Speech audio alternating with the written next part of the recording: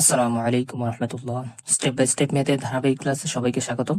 আমি এখন তোমাদেরকে দেখাবো অনার্স দ্বিতীয় বর্ষের ক্যালকুলাস 2 এর চ্যাপ্টার 3A এর এক্সাম্পল 19। চলো ধাপে ধাপে শুরু করা যাক। এখানে এক্সাম্পল 19 এ বলা হয়েছে যে দেখাও যে limit X Y tends to 0 to X square Y by X to the power 4 plus Y square বিদ্যমান নয়। চলো সমাধান করা যাক। প্রথমে আমরা ধরি y ইকুয়াল mx স্কোয়ার। তাহলে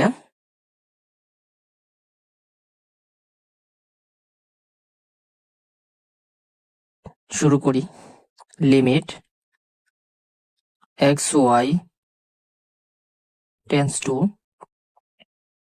0 আর এখানে আছে কি 2x square y by X to the power 4 plus Y square.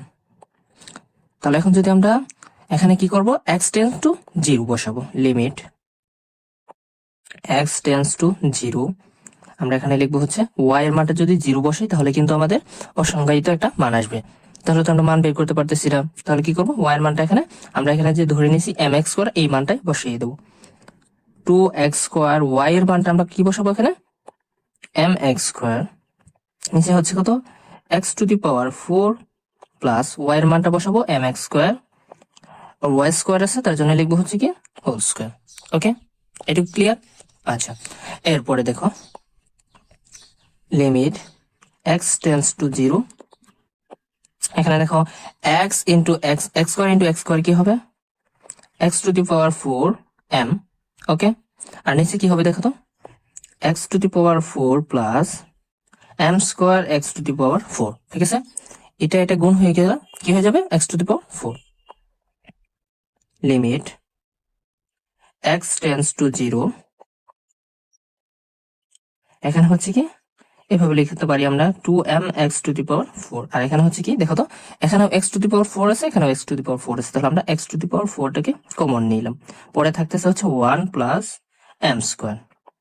ওকে, আচ্ছা, এরপর দেখো লিমিট x টেন্স টু 0। এখন দেখো x টু দি পাওয়ার 4 আর x টু দি পাওয়ার 4 আমরা কেটে দিতে পারি। তাহলে আমরা লিখতে পারি হচ্ছে 2m by 1 plus m square. ঠিক আছে, এখন দেখো এখানে আমরা এখন লিখতে পারি এখানে m এর ভিন্ন ভিন্ন মানের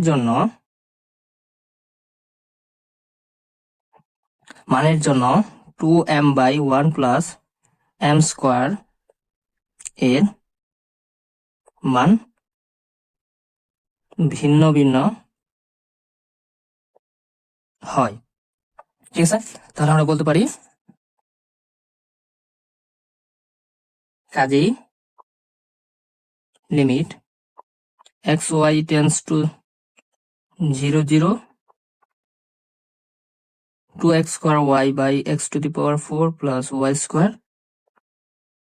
বিদ্যমান নয়। এটুকুই আমাদের সমাধান। ঠিক আছে, বুঝতে পারছো কিনা? আচ্ছা, না বুঝতে পারলে অবশ্যই কমেন্টে জানাবা।